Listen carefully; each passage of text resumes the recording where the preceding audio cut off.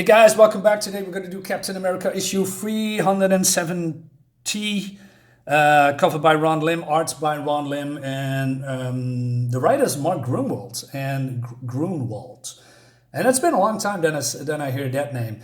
So I don't have much Captain America's, because, well, it's not really my thing, but I like this area of Captain America. It has this classic costume. Ron Lim did a lot of issues, and Ron Lim at that time was pretty good. He's now around 2 with Silver Surfer, I believe, and I don't know, there's something off of his, recent art.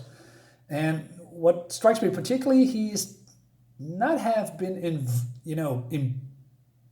art was not improving. I mean, this is coming from the 90s, right? So you have 30 years until now, and maybe you did improve or something, but you can't. If I read that comic, the new Silver Surfer, I've seen some pictures. There's not a lot of what I say, oh wow, there's more detail, there's more going on, you have refined your craft. No, it's basically exactly the same, and that's not bad at all. I mean, I love Ron Lim, but I don't know, it seems actually worse. You have to check it out for yourself. Tell me I'm wrong. I mean, I could be wrong. I mean, that's how I see it. I mean, I'm not always right.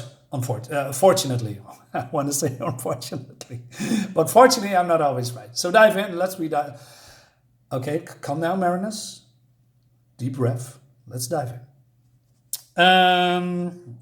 Okay, this is a part of the other event. It seems that this was an aftermath of Acts of Vengeance, I believe, and it was a war between certain evil guys and the Hellfire Club. I don't know, I don't have that issue. But Captain America crawls out of this pit, this police. He has his partner Diamond back, and so they told the police officers what happened in the aftermath. And like I said, I don't have any recollection or issues of it. And what strikes me is that I love old paper. I love old paper smell. But when it comes to printing, it doesn't always hold up very good. It seems that the print is being, I don't know the word, but it seems like that the ink is flowing away, if you know what I mean. So that means that it's sometimes very hard to see what's going on. So meanwhile, in the evil lair, Crossbones has come with Madam Lady something, Mother, not Mother Superior, Mother Mayhem, Mother Knight, I don't know. And they talk about what happened, and they're seeking the Red Skull. The Red Skull has disappeared. They want to find her. That's why they thought that the Hellfire Club have them something. And Magneto something. I don't know. I really don't know. But then, as you can see here with the art, the art looks still great, but you can see that the ink is all a little bit flowing a little bit away, so it's less sharp. So Crossbones, is pissed that they cannot find Red Skull, and he says, a couple of months ago I met a dwarf psychic, and basically he says that they need to find him, and that they're going to look for him. And the other one that's in the room, I believe Mother, I don't know, says his name is Tristram Macabre. Is it? Don't you mean macabre or something like that? You say you know him. Well, I read all about him in the Paranormal Journal. Okay, anyway, so Captain America, invites Diamond into the Avengers Mansions or something, or maybe some underground. I don't know. And she's been covered up because it's a secret lair. She says, "Is this the Batcave?" It chuckled me a little bit. Then we have Alfred, who looks basically in every Avengers comic a little bit different, coming in bringing tea, and it seems that Diamond Head is. I don't think her a very compelling and interesting character. I'll come a little bit later to that. So, meanwhile, in New Orleans, Crossbones and Mother Knight. Aha, that's her. And so they say to this, he says Pipsqueak. This guy's a psychic, and he says he's sweating because he knows he's in trouble. And he says, I'm not a mind reader. I just, you know, how do you say, read events. And please be advised that my fee for risk fraud assignments is $1 million half in advance. And Crossbone laughs at it and he says, you work out of a rat hole like this and you expect to believe me you charge a million smackers? What a joker here. I love the dialogue. So he gets $100,000 and that's what he's get. So they are going flying somewhere, and he says, I need something, some physical object. And Mother Night says, I got one of his ties. Crossbow says, where do you get that? He left it in my quarters once. Yeah, right. Yeah. And so this little guy says, he says, dark, clammy, cool earth. He's been buried. He says, what? He's been dead? No. Alive, buried alive. So they're going to the place where this guy said they need to go. But he's scared to death. He says it feels all wrong. It feels like death, and Crossbone threatens him. So he walks forward and he says, I barely can read it because of the printing stuff with this, newspaper, paper. What does it say? In the most egregious situation, no way out. That I was never cursed with the second sight, and I don't know, he's here. And Mother Night says she doesn't know if he's dead or that he has, fainted because she's not a doctor. What's a woman? I'm not a biologist. Crossbones gonna dig, and he finds I'm a little bit too fast here. So there's a hole in there, and he finds the red skull dehydrated on the verge of dying. So they bring him aboard on the ship, and he wakes up, and he says, "Oh man, he looks. Oh, what did the Muti do to you?" So it seems that he has a fight with the Black Queen, I guess, or Magneto. It was Magneto. And also Mother Night says, "Oh my God, Johan, you look so frail."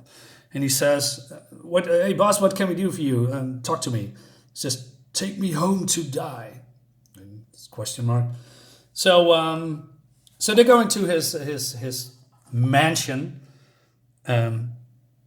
called Skull House, and so Madam Night says his bedchamber is upstairs that way, but Crossbones says, "No, I want to give a little tour first." He said, "Are you crazy? We have to get him to bed, treat him for dehydration." And he says, "This ain't his body we got to worry about, lady. It's his spirit." So he goes to his his memoirs chamber, his what they call it, some kind of a room. I forget. I'm just blanking. Trophy room. Hey, okay, good. So and Crossbones says, "Hey, look at this. This is the fifth sleeper, and this is the Death F satellite. And what is their married right? Do you remember those victories? It's cool, right?" Something like that. And I also love these all these masks through the years. I believe this is the Kirby mask. The mask. Well, one of his when Kirby drew him, and this is all the other masks. I believe this is the one that when Kirby drew. Not entirely sure, but it looks like it. And he said, then Mother Night says he's saying something. "Need to see Captain America one last time. Send for him." And okay, but Mother Night is very worried about him, and she says he's rambling.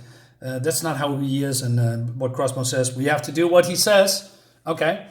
So Captain America gets a tip from, I believe, Sharon Carter, that there is a report of lights on a skull on that skull house. So basically, they are saying, "Well, we're gonna look at the skull house, and somebody put the lights on, and that rings an alarm or something." I don't know. It's just silly. So diamond is a diamond or diamondback? I don't know. It doesn't matter. So they are here at the entrance, and this is Machine Smith, I believe. And they are coming into the mansion, and then it's a trap, of course. I mean, gates are closing, and it's Red Skull, but it's a hologram. And he says, "What do you want, trespassers?" And so Captain America attacks him, and there's traps all over the place, and I love that. I love traps in house and in mansions. It's just, I don't know, it just has some kind of a mystery to it. I love that. Diamondback, by the way, coming back a little bit back to that, I think she is a completely uninteresting character. I know she has the hots for Steve, but I cannot figure out what she actually does. I mean, she has a purple suit with purple hair, with side shave that was okay at that time before the crazies went with it, and an action looks cool, by the way. But the only thing she does is throwing diamonds. I mean, it's a little bit lame, right? Because if she is just throwing diamonds, I mean, there's a lot of people that are throwing stuff, like bullseye, boomerang. You can change the diamonds with pellets, knives, swords, bullpens, you name it, right? It's just throwing stuff and it explodes. It's just, I don't know. To me, she's not really a very particular, well-created character. But I could be wrong. Maybe there's a lot of people like her. I'm not sure. Action looks great here. I always love this after shadow, after imaging thing. In Spider-Man, they did that a lot. They do they still do that? I don't believe so. Could be wrong. But I just love that. Looks great. Also, I think the shield looks a little bit too round for me. Like it's a half of a ball or something like that. Anyway, moving on. So Red Skull is lying there, but Mother Knight is still worried because she says that he isn't even looking at the screen. And so Crossbones wants to say, hey, maybe we can, fight Captain America for you, and then, take him here. What do you say, boss? But he doesn't say anything. And then so they are breaking every robot and destroying every robot in the room. So the hologram of that skull comes, and it says, "Excellent work. You repair all the damage will set me back $100,000 at least. Now, if you promise to be good, there's someone upstairs who wants to see you." So we have this guy, a doctor, and a nurse. You can figure it out. And the hologram says, "Captain America, the real Red Skull, and his attendants." And so Captain America wonders and says, "What is wrong with him?" And then Red Skull grabs his wrist and he says, "Good to see you, old enemy. I was ready to die again. Wanted you there to witness it, like last time. But now seeing your wretched face has stoked the furnace of my hatred, giving me reason to go on." And face of Steve, those eyes. No, it cannot be. So he realizes that this is the real skull. So this is all blurred out. Now you have served your purpose. Let me rest and recover. We shall clash another day. And he says, "Tell me what happened to you." And he says that Magneto buried him alive, but he survived like always. And he will die for that someday and he's just, falling unconscious. So then the others say, "Now you better go, sir. He needs to sleep." And then they are transforming back into the true selves because Mother Knight has some hypnotical induced disguise. And but Diamondback says something. "I can't believe we just left like that.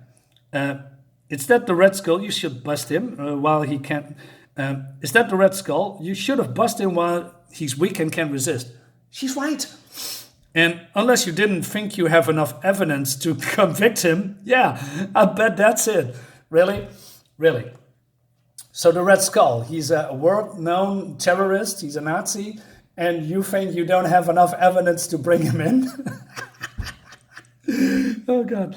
Besides, you know where he lives and works, right? You could come back anytime. Yeah, like he's waiting for you forever over there. It's just so stupid. And he says, "Hey, Cap, why didn't you say anything?" And Captain says, Basically, that there is, he says, look at his eyes, there's no compassion, there's no humanity. And he realizes that is this the real Red Skull, not an imposter, because Steve believed that this was an imposter. He says, all these months I've lived in a fool's paradise, refusing to believe his claim to be the real Red Skull, refusing to believe that my greatest enemy has found a way to cheat death.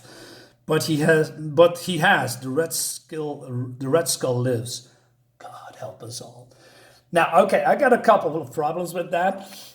First of all, this is of course ridiculous. I mean, this is comics, right? And I forgive that. But your mortal enemy here, I mean, you have Captain America have killed a lot of people, in war. And you can say, well, this is not war. Well, no, this is a criminal. You can end it right here. And you just walk away. Not only that, Crossbones and Madam Knight are here. They just, stand behind him and snap his neck. And no Captain America, no useless character. No, they just let him go. And not only that, Steve, by letting him live, you condemn other people to die at the hands of the Red Skull in the future, because that's going to happen. You're right. You just bring him in, call S.H.I.E.L.D., call the Avengers, take him in, I don't know, throw him in behind bars. But now you said, hey, let's have a rest. eat some very nutritious meals to go on to get a tan at Hawaii, and then come back and going to terrorize and murder all these people in the future. Oh man, but there's a reason for that, and I'm going to tell you, because remember the storyline Secret Empire? Because now it all clicks for me, because thankfully I didn't read that terrible event, because I've quit comics at that time. I believe that book came out in 2017, where it was revealed that Captain America was actually a Hydra agent, and it was the real Captain America.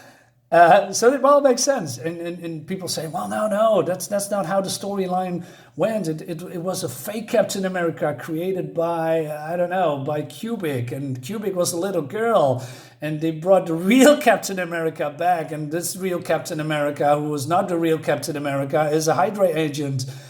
This was bullshit. It was a bullshit event. And people hated it. It hated it so much. Because the writers knew they screwed up, so they fought to, let's do a clone and then bring the real Captain America back, and then and people predicted that for months through the whole event that they screwed up, because patriotism in America is a big thing, right? And then they basically butchered Captain America, and people were pissed. And then they say, oh shit, what do we do now? Let's say this is not the real Captain America. But it is the real Captain America. And he's a Hydra agent. And that's why he walked away. Of course, that's not true, but that's how the story clicks now, right? He walked away because he is on his side of the Red Skull. Oh, this is brilliant. Oh man, I'm so glad I don't buy Marvel comics anymore. It's trash. It's utterly trash. And I can go on to how ridiculous it is that Cubic is now becoming a little girl, and she or it has to be trained to be a good, overpowered, godlike being by apes called humans. It's ridiculous. It's utterly ridiculous. Guys, thank you so much for watching. Hope you liked the video. I'll see you next time.